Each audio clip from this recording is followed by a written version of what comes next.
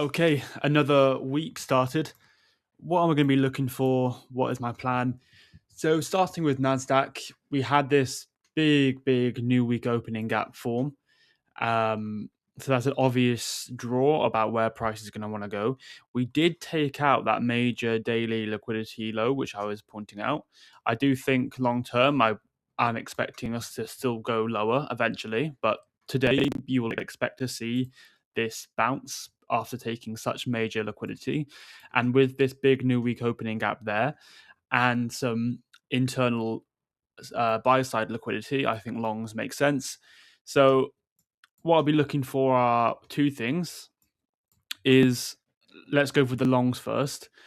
I will want to see either this swing low taken down here and then a bullish swing failure pattern and then get into the longs there. Now, of course, that is quite far away, that swing low, which is a bit annoying, but I did notice on ES we had an SMT and it looks like we could be forming a swing low here on ES. And so if we do form that, then I'll be able to use that as a 1 hour draw on liquidity for any longs. So that's kind of okay. And then for any and with longs, I'm happy. Just my target is high. Like there's no, I'm not going to be like, okay, I'm going to stop at the new week opening gap because we do have plenty of buyer side liquidity up here. All these descending highs are right there. So I will happily keep sending longs, no problem. I'll just need some form of liquidity to be taken, and it looks like we could get that 1 hour swing failure on ES, which would be nice.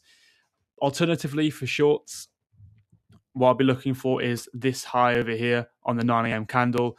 I want to see that get run out. I want to see the gap get filled, and then a bearish swing failure pattern. And then after that, I can get into shorts.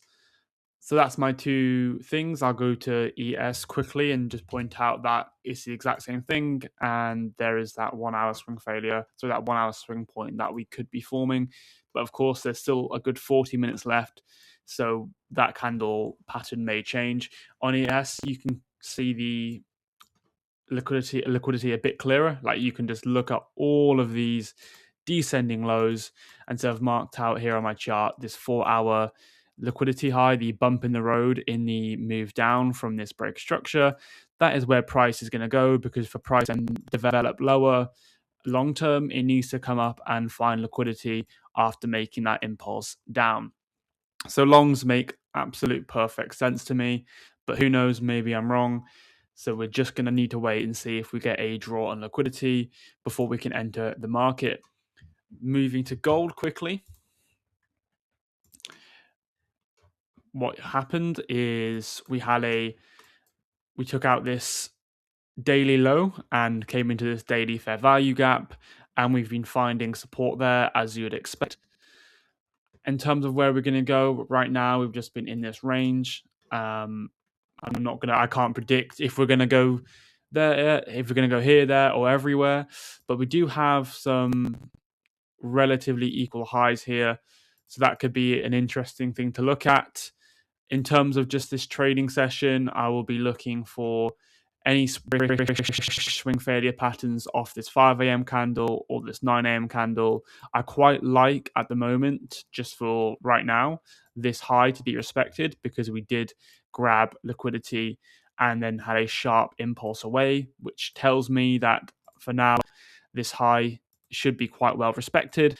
But as I mentioned, those relatively equal highs here from Wednesday to Friday, and then this big imbalance above does make me think that we should expect some higher prices at some point, but I can't see any clear or clean swing points. I guess you could look at a London low, although London low has kind of already been taken out, so I don't like to get into a long after that. So I'd only be looking for any potential shorts today, to be honest. But you could have gotten into a long after London low is taken out. Then to the euro, I was expecting on euro for us to start moving higher because we took out this daily low and we did have a bullish swing failure pattern, but then we've opened a lot lower.